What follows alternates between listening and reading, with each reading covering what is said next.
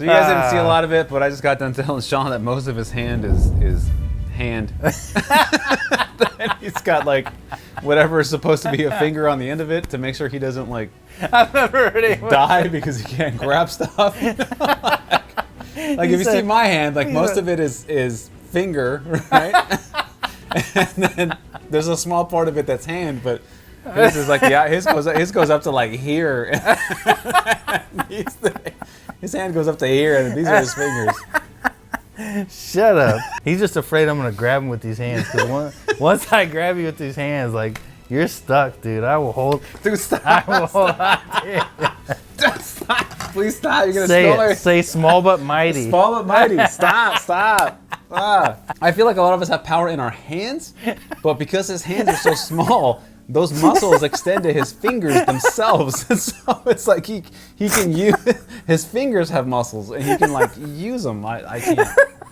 I admit it though. I needed him to help me with that stuff. I can't. I'm crying, dude. I'm not strong enough to do it. I need my entire family to watch this episode. What's up, guys? Welcome to this episode of Beers and Breakdowns. In this episode, we're doing SEAL Team episode 13 and 14. And climbing a ladder. I only have dad moves. I got nothing. I got the sprinkler. I got the truck driver. Which one's that? What is this? What are you doing with this? Wait, how do you do it? Shifting the gears. You shift. And you go. You go out.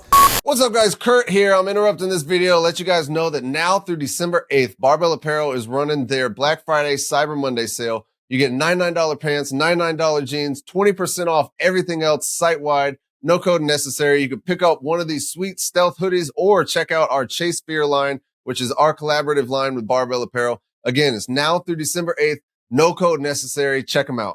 I'm about to go to a wedding with my wife, so I need to know all these. I'll do this one. No, don't hang on to any of this stuff. The only thing you need to hang on to is what about the double punch? Is that a good one? No, but you can do the dice roll. All right, let's get this show. We're never going to get this done. The target was a private residence. They breached the structure, made entry. Seconds later, there was an explosion. Are we talking bodyguards and vests, or the whole place just rigged? Yeah, Let's just get back from top ball. probably all that. Survivors? None that we know of. So you're telling me that all 6 guys are dead? Casualty notification. Ah, Sonny. Dude, AJ. AJ Buckley. He just goes ham on, like, every time anything happens, he's like, I'm going to kill them all. That's Sonny's character. But one of the things tactically I just wanted to talk about in this one was the follow-on mission. So it's probably self-explanatory. A follow-on mission is more dangerous than a regular mission because you're not putting the prepping and planning into the operation itself. So typically you'll set up like let's say we're doing looking for a weapons cache, right? We go to the site. We don't find anything, but we find some intel at that site that says, that they may have moved the weapons to another site. So we find it on the computer, we find notes, we find something that indicates, or a person, we're looking for a high-value target. And then we find some intel, we find a person that says, actually, they're not here, they're at another location. So you conduct a hasty follow-on target. So it's going to be a quick planning. We call them in special operations time-sensitive targets, where you don't have the time to do a full plan. So you get together with your team and you do the 5 W's: who, what, when, where, why, and then you get moving. Because time is of the essence, and you don't want to waste any of it because the enemy could be, preparing for your attack. So just wanted to throw that out there that when they say follow-on mission, it is typically a more dangerous mission. You already had a planned mission, you got some intel, you went to a follow-on without nearly as much preparation as you would for an original mission. So it makes it a lot more dangerous, and it makes you a lot more susceptible to running into a booby trap. So if anybody would know what went down in that house that night, it'd be Citron. What do you say, Ray? Huh? We go sit down with a warlord?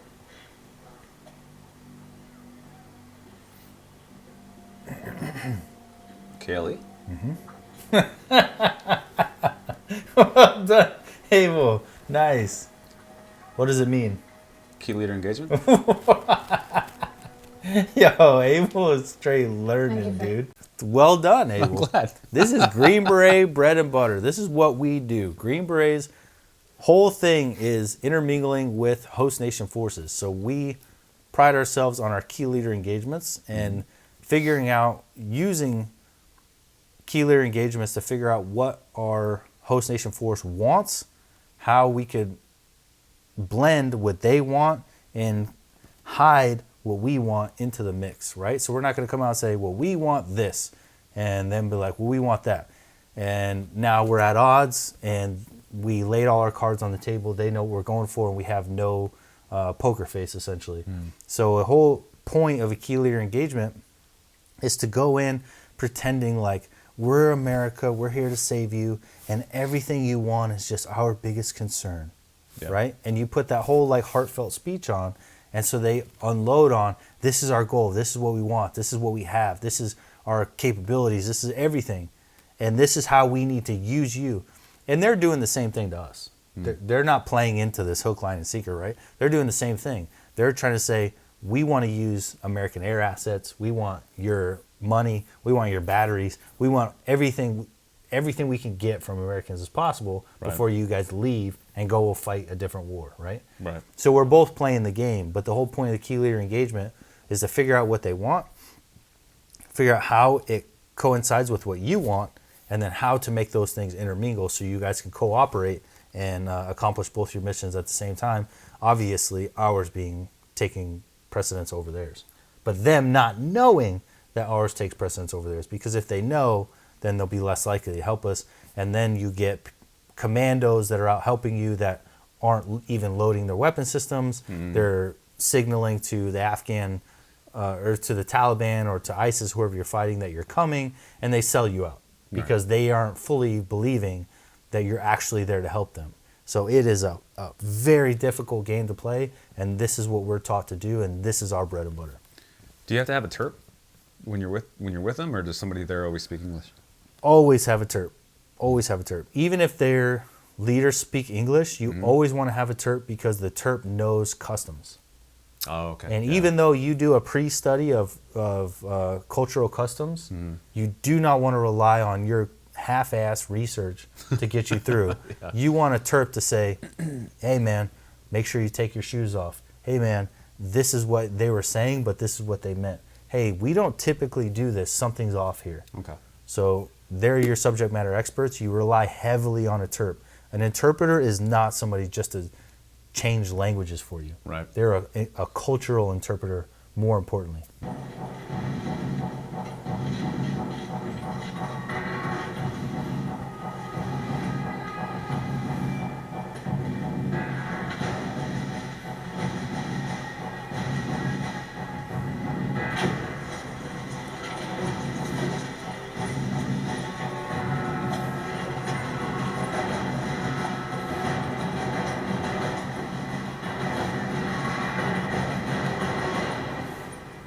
Good flow. Dude, they're so lucky to have Tyler Gray. Yeah, dude. They're so lucky to have somebody who goes so deep and so hard on tactics. Yeah, because that flow was beautiful. The door breach, the rolling strip, C4, the breach was beautiful. The flow-in was beautiful. Pucker factor level 10 on any follow-on mission involving this guy who had already booby-trapped the house. Because now you know, he knows our Achilles heel essentially is booby traps. That's one thing that our tactics can't save us from. If no matter how much we train to shoot, move, and communicate, there's nothing we could do about walking into a well booby trapped room and exploding. No. So this guy already knows that and has used it successfully. So everything going after this guy after that is extremely dangerous.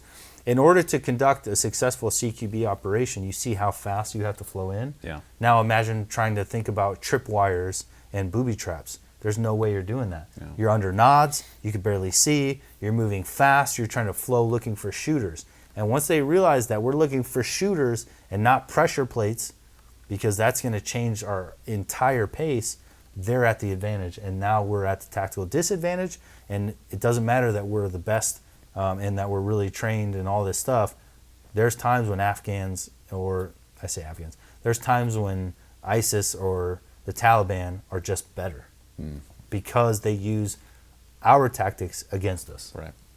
It's crazy. Yeah, I actually walked into a booby-trapped room once. The guy, and I've told this story before, the guy put a repeater in a room, so it looked like a high-value target was calling from that room.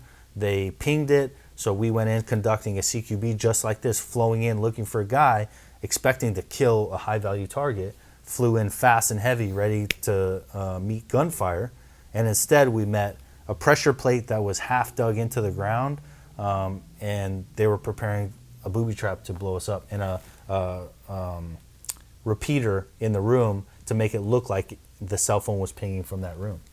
So we've almost fallen under the trap. The only thing that saved us was that we arrived on target before they were able to finish the setup. Hooch, a highly inferior whiskey. See right there, see that toilet moonshine Sonny makes on those Thing things. highly inferior is your palate.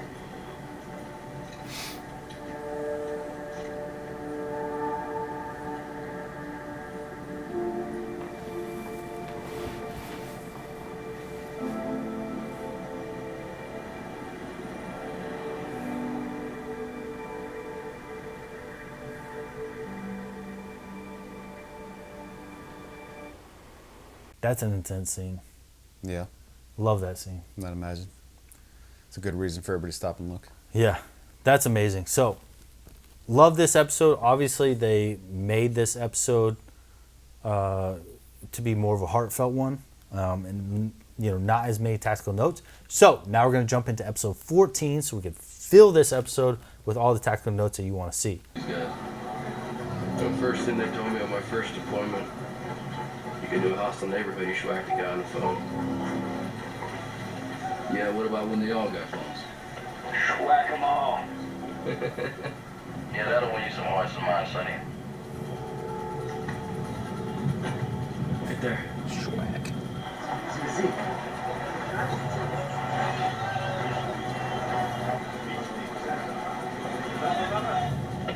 All right, I just like this scene because no matter how much tactics in those two vans that you have, and how much gear and how much support and all that training, there's times when you're just at a disadvantage. Yeah. And being in someone else's country, in someone else's home, when they know you're coming, you're going to be at a disadvantage. So you can't always have this mindset that you're only going to be an operator because you think that you're always going to be the winner. You're always going to be the bigger man in the fight. There's times when you're going to be in a fight and you're going to be the smaller man. You're going to be facing down the bully, and you might and likely will lose that fight. And if you can't accept that fact, then you should not want to be an operator. I've said this before in terms of like what we know as civilians, where we just kind of have this weird mindset where we're America and we could just send more, and then we'll always win. And so you kind of need reality checks like that, where you kind of think like, well, a team went in and lost. And like, well, why didn't we send 500 people into that one room? Right? It's like, because there's too many rooms. There's too many, like, we don't know that. I wouldn't know that if I didn't know you. So it's like, we just assume we're the greatest fighting force the world has ever seen, so we can send 800 people into one objective and always win, but it's just not the case. Yeah, or sure, we could send, just like law enforcement, we have tons of cops. Yeah. So one bad guy starts shooting cops, we could send more and more, and we're going to win. We're going to win. You're going to, right? Eventually. But it just doesn't start that way. But when you're the guy that's getting shot and you're bleeding out and you're losing and you lost the fight, you're going to die. Yeah. And you lost.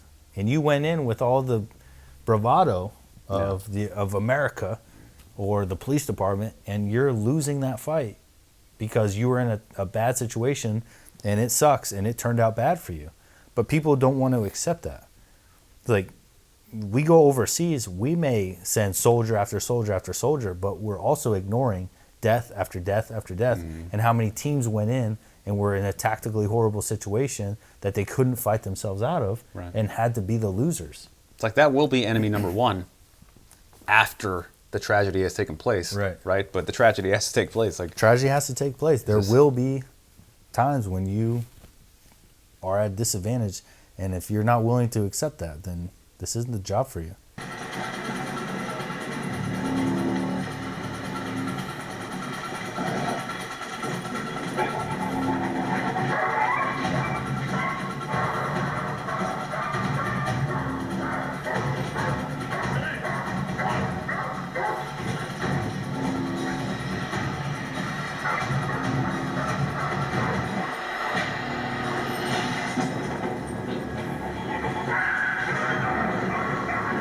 I don't know if you caught that, but Tyler was number 1 man, and Tyler was also breach assistance or breacher. By pulling?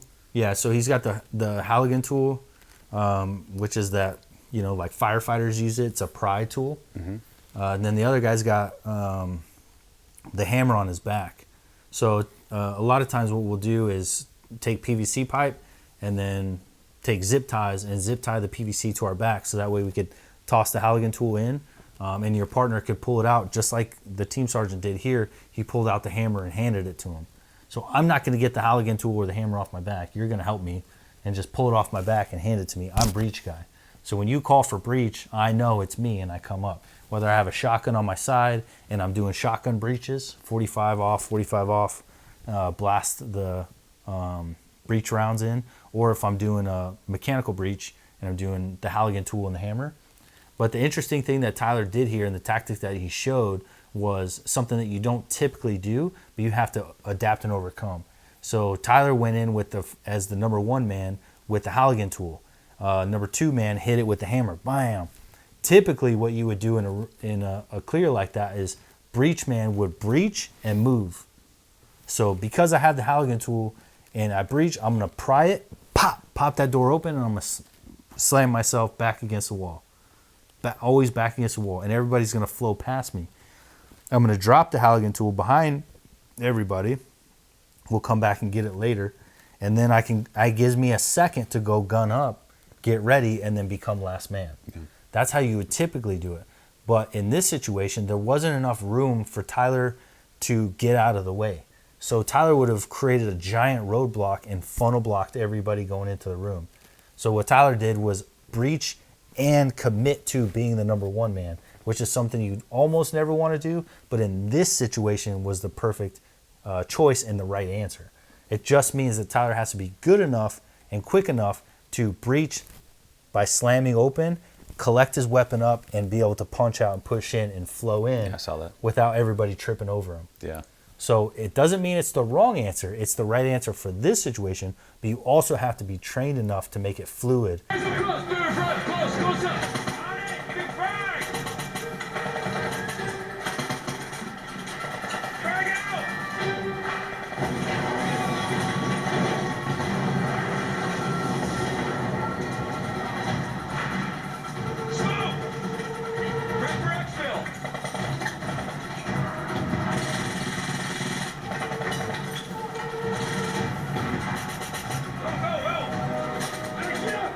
It's crazy.